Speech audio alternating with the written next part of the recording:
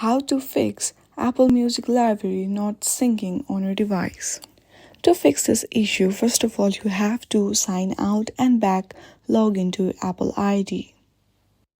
Once you re-log into your account, simply check if your problem has been solved or not. If your problem is still there, then there is another solution to solve this issue. Simply launch your settings on your device. Once you are on your settings homepage, if you scroll down a little bit, there you will see all of the applications available on your device. From there, choose music. There you will see sync library option. Simply toggle on that option if available in your country. Once you do that, go back to the settings homepage and again check if your problem has been solved or not.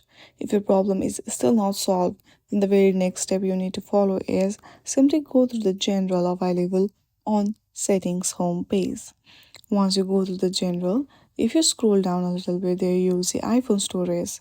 Tap on it. From here, choose music application and do offload app. Once you do offload app, you have to reinstall your application again and try log into your account. When you try log into your account, your issue will be solved. I hope you like this video. If you like this video, then please do not forget to like and subscribe to our channel. Thank you for watching.